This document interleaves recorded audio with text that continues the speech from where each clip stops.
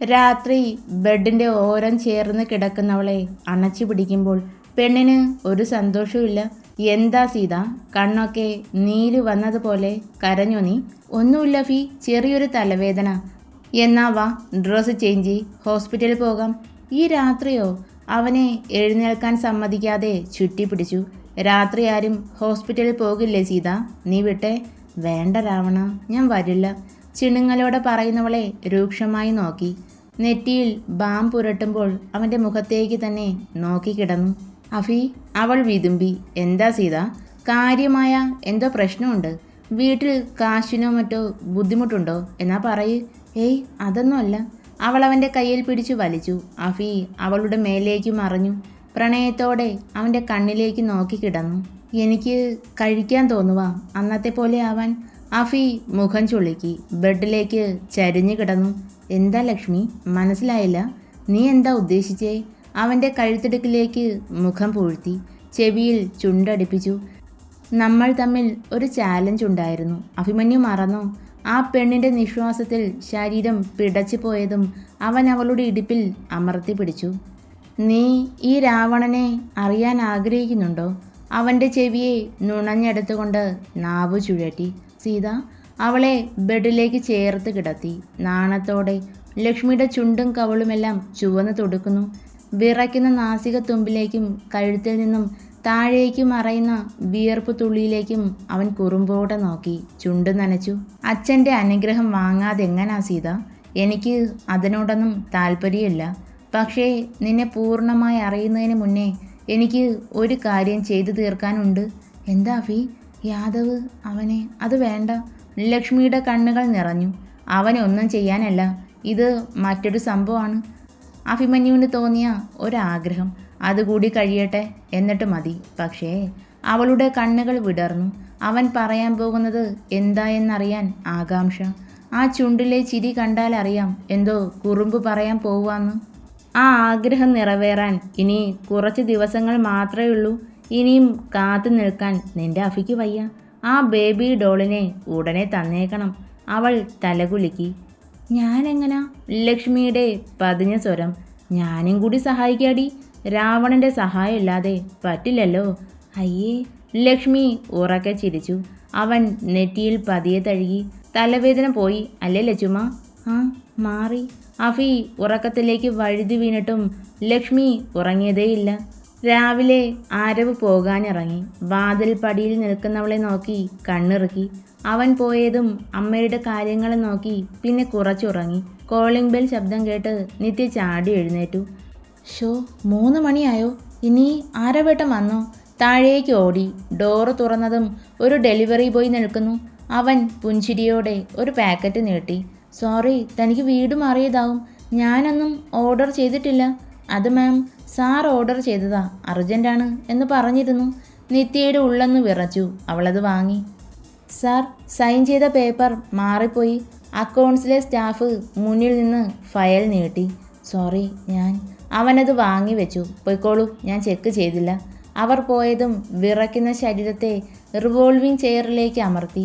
ഉള്ളിൻ്റെ ഉള്ളിൽ ഒരു ഭയം അവനെ ഒന്നാകെ വരിഞ്ഞു മുറുക്കി. വീട്ടിൽ പോയാലോ? ഫോണെടുത്ത് ലക്ഷ്മിയെ വിളിച്ചു. അവളുടെ ചിരിയും സംസാരവും കേട്ടിരിക്കുമ്പോൾ മനസ്സ് ശാന്തമാകുന്നുണ്ട്. എടാഫി, പെർമിഷൻ പോലും ചോദിക്കാതെ കിതച്ചകത്തേക്ക് കയറി വരുന്നവനെ തുറച്ചു നോക്കി. ദാ ലഡു, കഴിക്ക്. ആരവ് സ്വീറ്റ് ബോക്സും നീട്ടി പിടിച്ചു നിൽക്കുന്നു.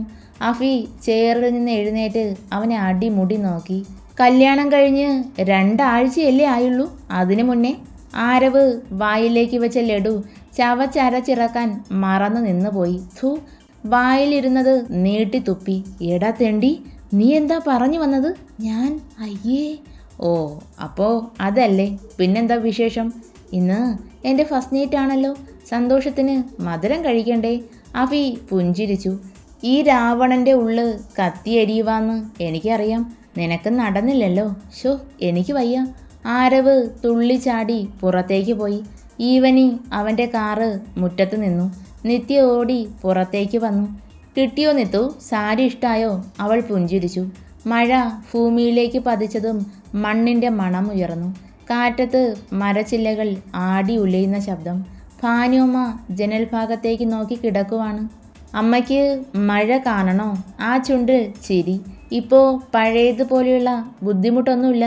ഫിസിയോതെറാപ്പിയൊക്കെ നടക്കുന്നത് കൊണ്ട് ചെറിയൊരു താങ്ങ് കൊടുത്താൽ മതി. പതിയെ അവരെ പിടിച്ച് വീൽ ചെയറിലിരുത്തി സിറ്റൗട്ടിലേക്ക് കൊണ്ടുവന്നു.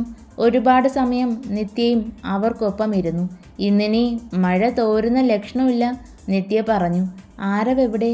കണ്ടില്ലല്ലോ മോളെ. ഞാനിവിടെ ഉണ്ടമ്മ. നിത്യയെ നോക്കി അവൻ കണ്ണിറുക്കി. അവൾ ഫുഡ് എടുത്തു വെക്കാനായി അകത്തേക്ക് കയറി. നിന്റെ സാരിതേ ടേബിളിലിരിക്കുക. സാരിയും ചുറ്റി ഒരു ഗ്ലാസ് പാലും കൊണ്ട് റൂമിലേക്ക് കയറിയാൽ മതി, ആരവ് പറഞ്ഞു. പാലില്ല, ചായ ഇട്ടു. കട്ട മതിയോ? നിത്യ പറഞ്ഞു. കട്ടൻ നീ കുടിച്ചോ, പാലില്ലേലും എനിക്ക് പ്രശ്നമില്ല. അവൻ്റെ നോട്ടത്തിൽ അവൾ ചൂളിപ്പോയി. രാത്രി അത്താഴം കഴിച്ച് ആരവ് റൂമിലേക്ക് പോയി. അമ്മ ഉറങ്ങിക്കഴിഞ്ഞതും അവൾ ഫ്രഷായി സാരി ചുറ്റി മുല്ലപ്പൂവും വെച്ചു. ഈ ചെക്കൻ ഇത്രയ്ക്ക് പഴഞ്ചനാണോ? വല്ല നൈറ്റ് ഡ്രസ്സോ മറ്റോ മതിയായിരുന്നു. മേലേക്ക് നടന്നു. ഡോറ് തുറന്ന് അകത്തേക്ക് കയറിയതും അവളുടെ കണ്ണുകൾ തിളങ്ങി. മണിയറ പോലെ ഒരുക്കി ബെഡ് മൊത്തം റോസ് പെറ്റൽസ് വിതറിയിരിക്കുന്നു. മുണ്ടും ഷർട്ടും ഇട്ട് നിൽക്കുന്നവനെ കണ്ട് പരിങ്ങലോടെ നിന്നു. വാ നിത്തൂട്ടാ, മഴ കണ്ടാലോ? ബാൽക്കണിയിലേക്ക് ഇറങ്ങി. മഴത്തുള്ളികൾ ശക്തിയിൽ ദേഹത്തേക്ക് വീണതും അവൾ വിറച്ചു. ആരവിൻ്റെ കൈകൾ അരയിലൂടെ ചുറ്റി. നിത്യ കണ്ണുകൾ ഉയർത്തി. മിഴികൾ തമ്മിൽ പരസ്പരം കൊരുത്തു. ഇരുതോളിലും കൈകൾ വെച്ച് ആ മഴത്തുള്ളികൾ ഊറുന്നിറങ്ങുന്ന മുഖത്തേക്ക് പ്രണയത്തോടെ നോക്കി. ചുവന്ന ട്രാൻസ്പാരൻ്റ് സാരിയിൽ മുന്നിൽ നിൽക്കുന്ന നെയ്തെടുത്ത ശില്പം ആകെ മൊത്തം ആ സൗന്ദര്യത്തെ ഉഴിഞ്ഞെടുത്തു. നിത്യ നാണം കലർന്ന പുഞ്ചിരിയോടെ അവൻ്റെ ഇടുപ്പിൽ പിടിച്ചു. ആരവേട്ട? ആ നേർത്ത സ്വരം പോലും അവനിൽ മാറ്റങ്ങൾ ഉണ്ടാക്കാൻ തുടങ്ങുന്നു. അവൻ തല താഴ്ത്തി. അതരങ്ങൾ ഒന്നായി ചേർന്നു. അവളെ വാരിയെടുത്തു. പ്രണയത്തോടെ തുടങ്ങിവെച്ച ചുംബനം നാവിലേക്ക് ചേക്കേറി. ബാൽക്കണി ഡോർ അടച്ചു. എന്നിട്ടും അവളെ വിട്ടകലാത്ത അവൻ്റെ പ്രണയം റോസ് പെറ്റൽസിലേക്ക് അമർന്ന് കിടന്നു. ഇമ ചിമ്മാതെ തന്നെ മാത്രം നോക്കിക്കിടക്കുന്നവൻ. അവളെ നനയിച്ച മഴയോട് പോലും കുശുമ്പ് തോന്നിയതും ആ നീണ്ട കഴുത്തിലേക്ക് മുഖം പൂഴ്ത്തി. അമർത്തിയുള്ള ചുംബനങ്ങൾ, നാവിൻ്റെ തലോടൽ. അവൾ പിടച്ചുപോയി. തല ഒരു സൈഡിലേക്ക് ചരിച്ചു പിടിച്ചതും ആ നീല ഞരമ്പുകളിൽ അവൻ്റെ ദന്തങ്ങളായിരുന്നു. ആരവേട്ട? വേദനിച്ചു. എരിവ് വലിച്ചുകൊണ്ട് ഉറക്കെയുള്ള അവളുടെ കൊഞ്ചൽ നാദം സിരകളെ ചൂട് പിടിപ്പിച്ചു. അവൻ പുഞ്ചിരിച്ചു. താഴേക്ക് ഇഴഞ്ഞു നീങ്ങി. മാറിലേക്ക് മുഖം പൂഴ്ത്തി. മിഴികൾ ഉയർത്തി. ആരവിൻ്റെ സ്വന്തമാകാൻ പോവുകയാണ് എൻ്റെ നിത്തൂട്ടൻ. പ്രതീക്ഷിക്കാതെ 2 മാസങ്ങൾക്ക് മുന്നേ എൻ്റെ അരികിലേക്ക് വന്നവൾ ഇന്ന് ആരവിൻ്റെ പാതിയാവുന്നു. അവൻ്റെ നാവിൽ നിന്ന് വീണ വാക്കുകളിൽ ലയിച്ചു പോയ നിമിഷം സാരി അടർന്നു മാറിയതുപോലും അവൾ അറിഞ്ഞില്ല. ആരവിൻ്റെ മാത്രം. അവളുടെ ഹൃദയം മന്ത്രിച്ചു. ആ ചുണ്ടുകൾ പ്രണയവും പേറി മഴത്തുള്ളികൾക്കൊപ്പം ഒഴുകി തുടങ്ങി. കുറുകലോടെ തല താഴ്ത്തി. ചെറുചിരിയോടെ അവൻ്റെ ചുണ്ടും നാവും അവളിൽ ഇന്ദ്രജാലം തീർത്തു. നിത്യ ഒന്ന് ഏങ്ങിപ്പോയി. കൈകൾ അവൻ്റെ തലമുടിയെ കൊരുത്തു പിടിച്ചു. ആരവേട്ട? ഒരാർത്തനാദം. അവനിലെ ഓരോ അണുവിനെയും ഉണർത്താൻ പോന്ന ഒന്ന്. നെറ്റിയിലെ സിന്ദൂരം പോലും മുഖമാകെ പടർന്നു പോയിരുന്നു. നിത്തൂട്ട. നീണ്ട നേരം നിറഞ്ഞു പെയ്ത മഴയൊന്ന് ശമിച്ചു. അവൻ കിതപ്പോടെ അവളിലേക്ക് ചേർന്ന് കിടന്നു. ആ രാത്രി അങ്ങനെ നീണ്ടുപോകുന്നു. വീണ്ടും മഴ കോരിച്ചൊരിഞ്ഞു. ഒപ്പം ഇടിയും മിന്നലും. പേടിയോടെ അവനെ വരിഞ്ഞു മുറുക്കിയതും ആരവ് വിറച്ചുപോയി. ചിരിയോടെ അവളെ നോക്കിയതും നാണത്തിൻ്റെ പൊൻകിരണങ്ങൾ അവളെ പൊതിഞ്ഞു പിടിച്ചു. ഒരു ബ്ലാങ്കറ്റിന് കീഴെ അവൻ്റേതു മാത്രമായ അനുരാഗ നിമിഷത്തിൻ്റെ തേരിൽ നിത്യമയങ്ങി. സീത. ഉറക്കത്തിൽ നിന്ന് അവൻ ഞെട്ടി ഉണർന്നു. അരികിൽ അവളില്ല. നെഞ്ചിൽ കൈവച്ച് ഹെഡ് ബോർഡിൽ ചാരിയിരുന്നു. Good morning. ഇന്നലെ നല്ല മഴയായിരുന്നു. അഭിമന്യു ഒന്നും അറിഞ്ഞില്ല. നല്ല ഉറക്കമായിരുന്നു. എന്തു പറ്റി? കോഫിയുമായി ലക്ഷ്മി മുന്നിൽ. അത് കപ്പ് വാങ്ങി അവളുടെ കയ്യിൽ പിടിച്ച് അടുത്തിരുത്തി. ലക്ഷ്മി അവൻ്റെ തലമുടിയിൽ വിരൽ കടത്തി. ഇന്ന് ഓഫീസിൽ പോകുന്നില്ലേ? പോകണ്ട. ഇന്ന് ആരവിനെ ഏൽപ്പിക്കാം എന്നാ കരുതിയത്. പക്ഷേ അത് നടക്കില്ല. ആരവും നിത്യയും ഇന്ന് വരുമെന്ന് തോന്നുന്നില്ല. ചിലപ്പോൾ ലീവ് മെയിൽ ചെയ്തിട്ടുണ്ടാവും. എൻ്റെ ലാപ്പിങ് എടുത്തേ ലക്ഷ്മി. അതെന്താ? എൻ്റെ രാവണന് അങ്ങനെയൊരു തോന്നൽ. ഒരാക്കിയ ചിരിയോടെ സെറ്റിൽ കിടന്ന ലാപ്പ് എടുത്ത് ഓപ്പൺ ചെയ്തു. സ്ക്രീനിൽ നിറഞ്ഞു നിൽക്കുന്ന ചിത്രം. ലക്ഷ്മി അതിലേക്കും അവൻ്റെ മുഖത്തേക്കും മാറി മാറി നോക്കി. എന്താടി ഇങ്ങനെ മിഴിച്ചിരിക്കുന്നത്? എൻ്റെ ഭാര്യയുടെ ചിത്രമാണ്, കൊള്ളാവോ?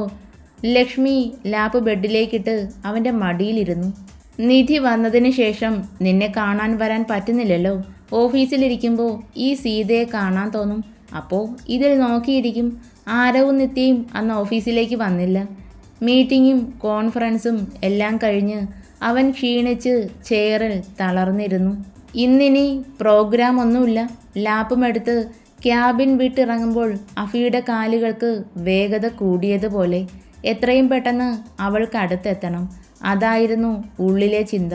കാറിലേക്ക് കയറിയതും വർമ്മയുടെ കോൾ വന്നു. എന്താ ഡാഡി? അഫി, നീ ഒന്ന് വീട്ടിലേക്ക് വന്നേ. അയാളുടെ സ്വരത്തിൽ ഒരു പതർച്ച ഉള്ളതുപോലെ. ഡാഡി, സീതാലക്ഷ്മി? അഫി, ഒന്നുമില്ല. ലക്ഷ്മി വീട്ടിലുണ്ട്, നീ പതിയെ വന്നാൽ മതി, ആദി ശാന്തമായി പറഞ്ഞു. അപ്പോഴാണ് അവൻ ആശ്വാസമായത്. ഈ മാസം അവസാനം ബാംഗ്ലൂർ യാത്രയുണ്ട്. അതിനു മുന്നേ സീതയുടെ വീട്ടിലേക്ക് പോകുന്നു. അവൾക്ക് സന്തോഷവും. എന്തായാലും കെട്ടിപ്പിടിച്ച് ഒരു ഉമ്മ പ്രതീക്ഷിക്കാം. അവൻ്റെ ചുണ്ടിൽ ഒരു ചിരിയുണ്ട്. രാവണന് സ്വന്തമായ സീതയ്ക്ക് മാത്രം അവകാശപ്പെടാവുന്ന പുഞ്ചിരി. പക്ഷേ ആ പുഞ്ചിരിക്ക് നിമിഷങ്ങളുടെ ആയുസ്സേ ഉണ്ടായിരുന്നുള്ളൂ. മനസ്സിൽ അവൻ നെയ്തു കൂട്ടിയ 1000 സ്വപ്നങ്ങൾ വലിയ ശബ്ദത്തോടെ നിലത്തേക്ക് വീണുടയൂ. സീതാലക്ഷ്മിയാണോ കാരണക്കാരി?